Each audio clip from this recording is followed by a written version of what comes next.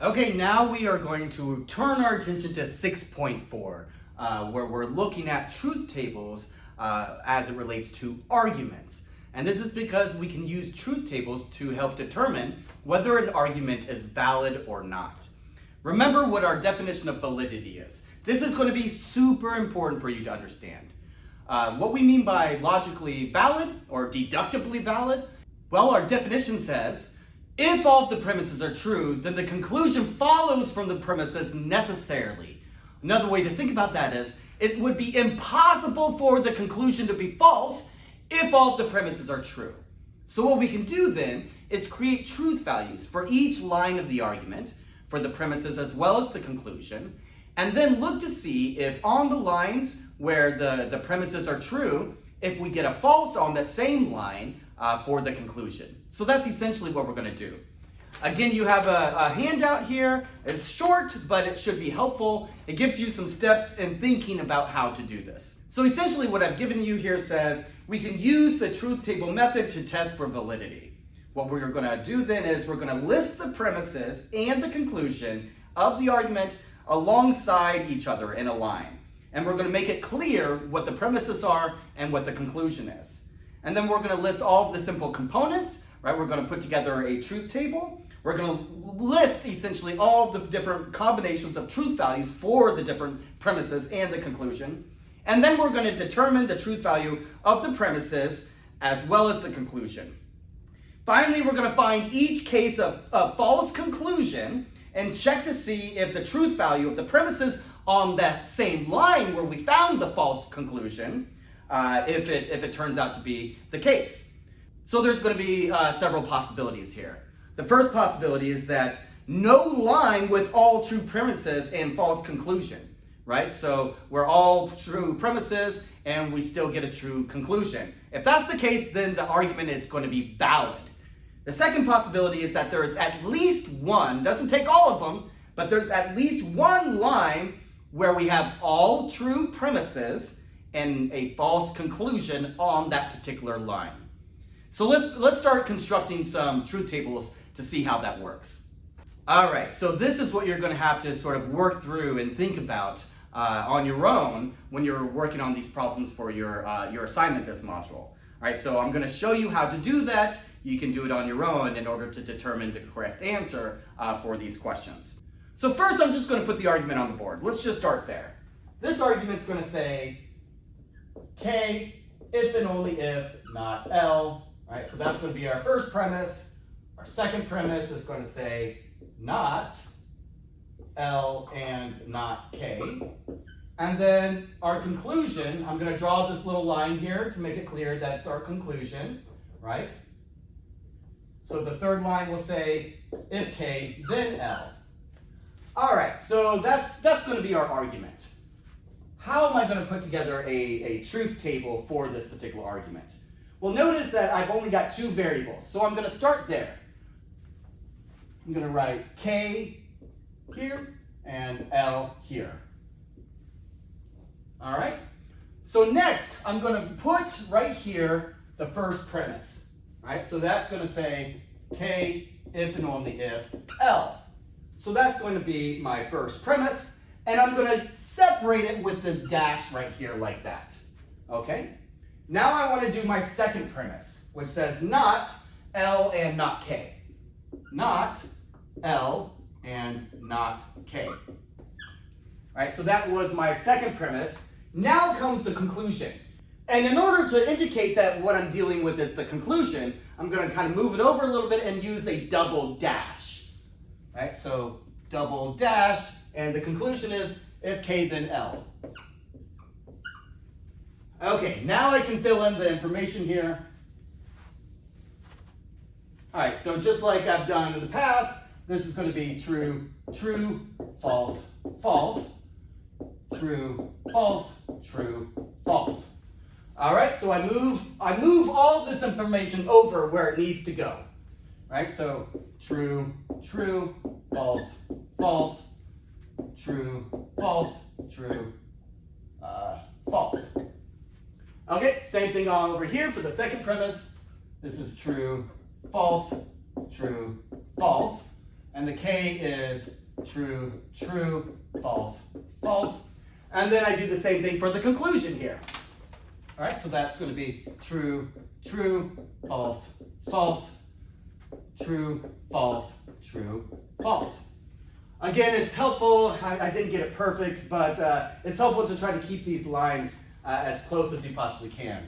All right, so I'll just move that up a little bit, make it a little easier to see. Okay, that's a little bit better. All right, so now I can start evaluating the argument. Okay, so let's start with the first line.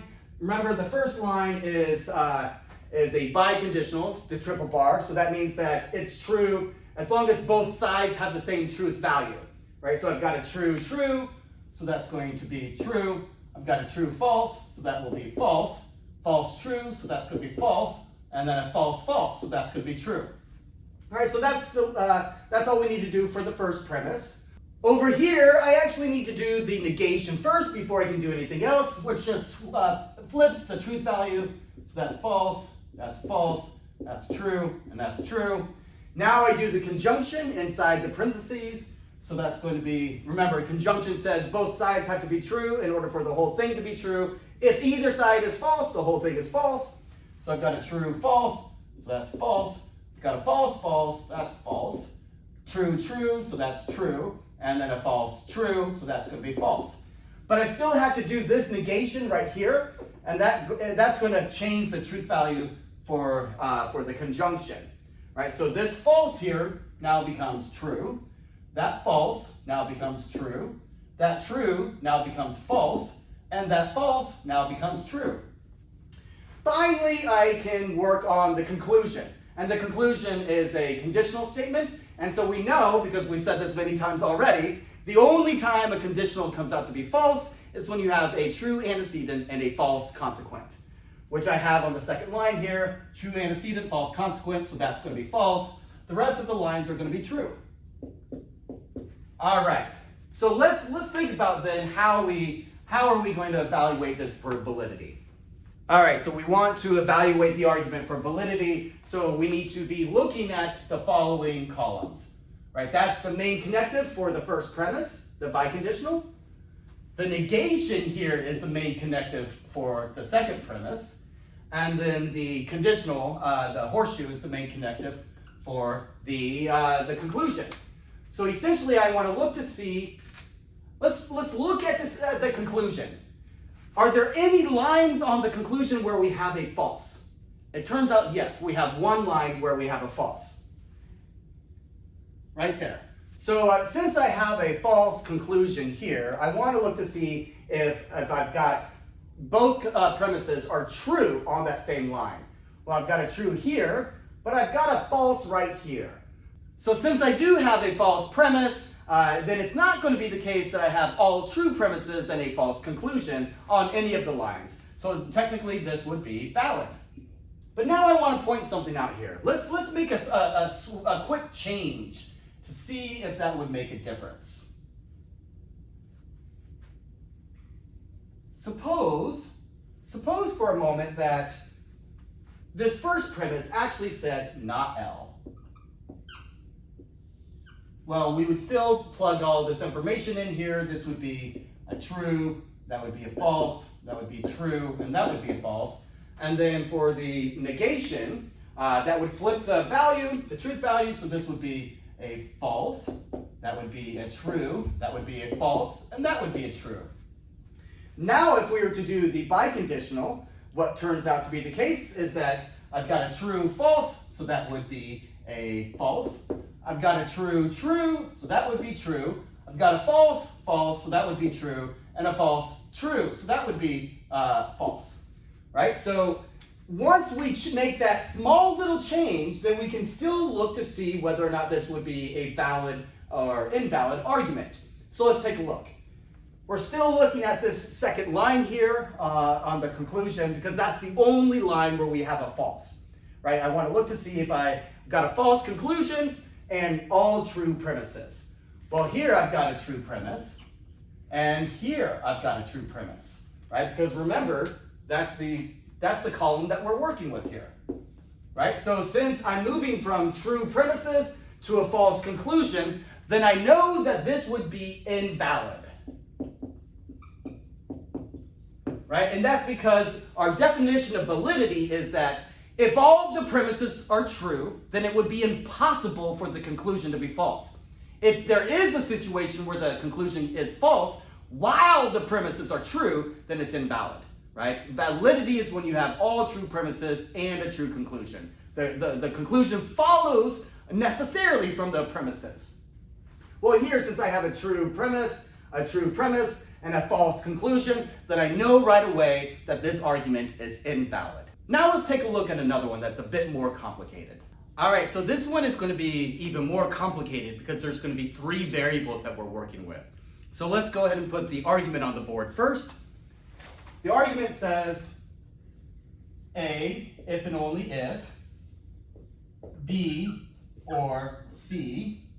That's our first line. Second line is not C or B. Therefore, if A, then B. So just like before, we want to set everything up. Right? So I'm going to set it up by saying A, B, C. Now I need to put the premises on the board. A, if and only if, B or C. Right? That's our first premise. And then I use a dash to indicate that I'm moving on to the second premise now. The second premise is not C or B. Now I'm going to do the conclusion. So I'm using that double dash in order to show that I'm moving on to the conclusion. So the conclusion is if A, then B. All right, so now I can plug in the information here. Okay, so I'm going to have true, true, true, true, false, false, false, false. Here I'm going to have true, true, false, false, true, true, false, false. And then finally here I will have true, false, true, false, true, false, true, false. And then I need to move all of that information over for each of the premises as well as the conclusion. Right? So I'm going to have true, true, true, true, false, false, false, false. Now for the B, I'm going to move everything over and it's going to be true, true, false, false, true, true, false, false. For the C, I'm going to have true, false, true, false, true, false, true, false. Now I'm going to come over here. For the C, it's going to be true, false, true, false, true, false, true, false. And for the B, I'm going to have true, true, false, false, true, true, false, false. And then finally, I'm going to do the conclusion. A was true, true, true, true, false, false, false, false. And B says true, true, false, false, true, true, false, false. Okay, so I've got everything sort of set up. I've tried to keep everything kind of lined up as best as I can. So let's go ahead and plug in the truth values for everything. All right, so we'll start here inside the parentheses. We've got a disjunct. So I know that as long as one of the two sides is true, the whole thing is true. That means that here I've got a true. This is going to be true. That's true. This is false. That's true. This is true. That's true. And that's false. Now I'm going to do the biconditional, which tells us that as long as the two sides are both the same truth value, then the whole thing is true. All right, so I've got a true, true, that will be true. True, true, that will be true. True, true, that's going to be true. True, false, that will be false. False, true, that's going to be false.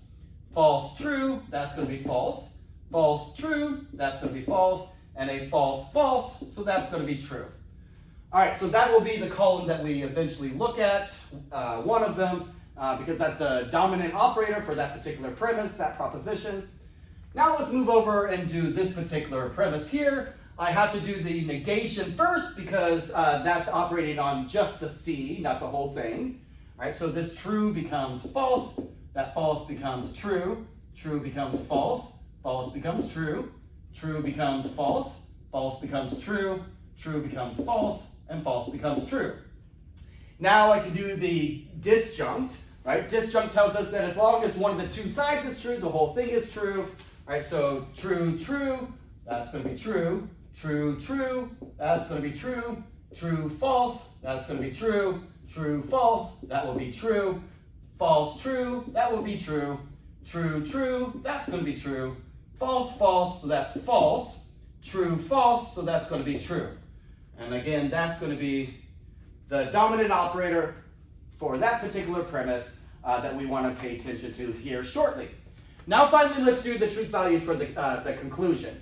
And remember, it's a conditional statement, so that means the only time that it's going to be false is when you have a true antecedent but a false consequent, which I have here on the third line. So that's going to be true antecedent, false consequent means it's false. True antecedent, false consequent, that's going to be false.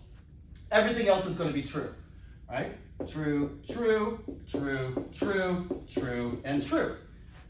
All right, so let's take a look at these particular columns here. All right, this is the column that we want to look at.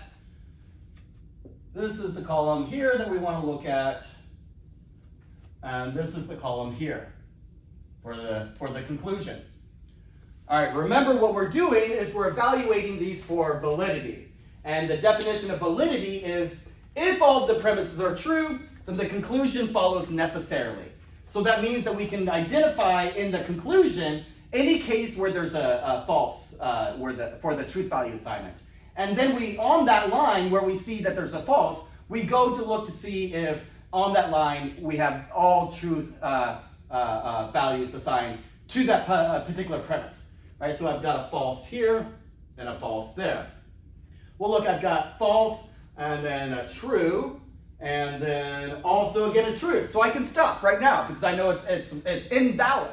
But I could also do that on this line here. I've got false and a true, but a false here. So if I was only looking at that line, then it would not necessarily be invalid yet because this tells me that it's false, and so I wouldn't be necessarily moving from all true premises to a false conclusion if I have at least one false premise. But on this particular third line, right, the third line I have a true premise and a true premise and a false conclusion, which means that it's not valid, it's invalid, right, invalid. And that's because our definition of validity says that if all of the premises are true, then the conclusion necessarily also has to be true, right? So if these premises are true, a valid argument would say that the conclusion also has to be true. It would be impossible for the conclusion to be false otherwise, right? But so since I do have a false conclusion here and true premises, that means that it's not valid. It violates our definition of validity. And that's how we can use these truth tables to determine whether or not an argument is valid.